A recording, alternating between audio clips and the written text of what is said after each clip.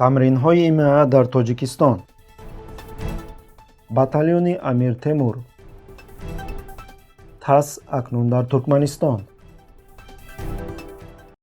чӣ тавре ки сафорати Амрико дар Тоҷикистон хабар дод, рӯзи 10 август тамринҳои низомӣ аз ҷониби Фармондеҳии Марказии Иёлоти Муттаҳидаи Амрико ташкил шуда дар Тоҷикистон шурӯъ гардиданд. Сафири ИМА Ҷон Марк Помершайм ёдовар шуд, ки тамрини низомии ҳамкории минтақавии 2022, ки то 20 август идома мекунад, бузургтарин тамрини низомии ИМА бо иштироки кишварҳои Осиёи Марказӣ ва Ҷанубӣ мебошад. Ҳамкории минтақавии 2022 яке аз бузургтарин тамринҳои низомии ИМА бо иштироки кишварҳои Осиёи Марказӣ ва Ҷанубӣ мебошад. Он ба мо имкони беҳамтоиро барои таҳкими равобит бо шарикони худ дар минтақа фароҳам меорад, гуфт ӯ. Бинобар иттилои сафорат, дар тамрини 6-рӯзаи посгоҳи фармондеҳӣ ширкаткунандагон аз Иёлоти Муттаҳида, Тоҷикистон, Қазоқистон, Қирғизистон, Ӯзбекистон, Покистон ва Муғулистон ширкат хоҳанд кард. Тоҷикистон ва ИМА ҳамчунин як ҷузъи дуҷонибаи 5-рӯзаи тамрини саҳроӣ дар маркази таълимии Фахробод баргузор мекунанд.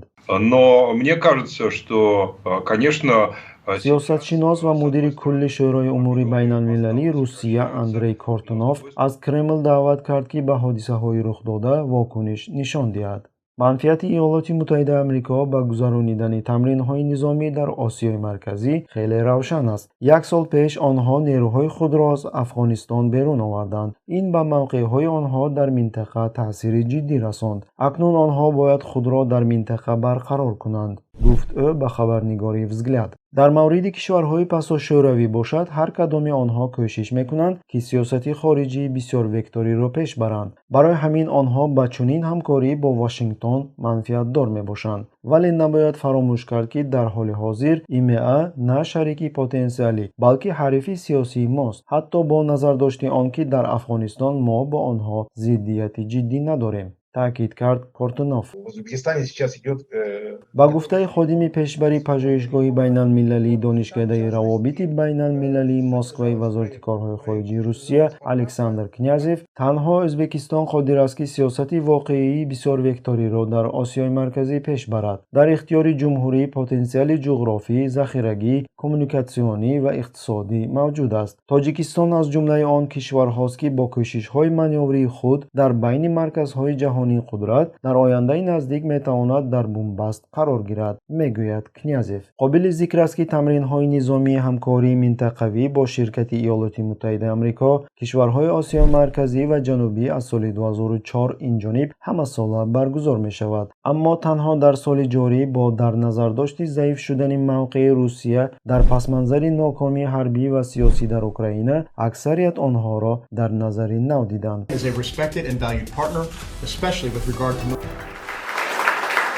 навори бо суханронии раиси ҷамъияти ӯзбекҳои Осиёи Марказӣ дар сарзамини Перм Ҷаҳонгир Ҷалолов дар сомонаҳои иҷтимоӣ пайдо гардид, ки дар он ӯ аз ӯзбекҳо даъват мекунад барои ширкат дар ҷанги зидди Украина дар канори Русия як батальон таъсис дода шавад. навори мазкур дар шабакаҳои иҷтимоӣ боиси сару садоҳои густарда ва вокунишҳои манфӣ аз тарафи корбарони интернетии Осиёи Марказӣ гардид. Я обращаюсь к вам, друзья мои. Наши дети посещают детские садики, учатся в школах, в колледжах, в университетах. Мы живем, работаем в России. Мы не только должны, мы обязаны оправдать тот хлеб, который мы кушаем.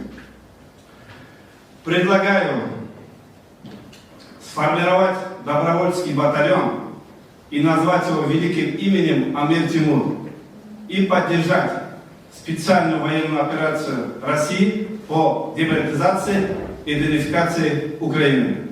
худи Ҷаҳонгир Ҷалолов дар саҳифаи ВК-и худ хабар додааст, ки пас аз пешниҳоди ӯ дар бораи таъсиси батальони Амир Темур аз ҷониби ҳамватанонаш ба сӯи ӯ таҳдиду таҳқирҳо боридааст. илова бар ин, агентии муҳоҷирати меҳнатии хориҷии Ӯзбекистон дар посух ба муроҷиати ходими ҷамъияти пур аз муҳаббат ба Русия барои таъсиси батальони ихтиёриён ба ҷавобгарии ҷиноӣ кашида мешавад. посухи мазкур дар сомонаи сафорати Ӯзбекистон дар Русия нашр шудааст. раёсат ёдовар изовар шуд, ки дар Ӯзбекистон зархаридӣ тибқи моддаи 154 қонун манъ шудааст. Тибқи моддаи 154 Кодекси ҷиноии Ӯзбекистон дар бораи зархаридӣ, иштирок дар амалиёти ҷангӣ дар қаламрави давлати дигар ё тарафи он бо маҳрум сохтан аз озодӣ ба муҳлати аз 5 то 10 сол ҷазо дода мешавад.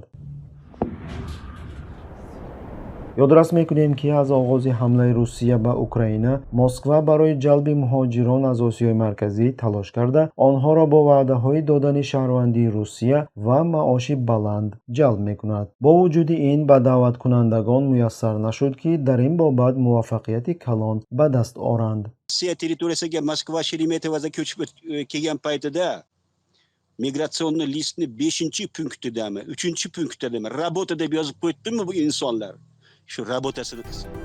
Информационному сюжету 9 августа в рамках расширения российского 9 август дар Туркманистон намояндагии оҷонсии ТАСС ифтитоҳ гардид. Дар ин бора рӯзи 12 август дар брифинг муовини директори Департаменти иттилоот ва матбуоти Вазорати корҳои хориҷии Русия Иван Нечаев хабар дод. Рассчитываем, что открытие представительства ТАСС в Туркменистане будет способствовать большей информированности российских, туркменских, а также зарубежных читателей о политической, экономической, культурной, научной, спортивной жизни дружественной нам страны, о взаимодействии наших государств на международной арене.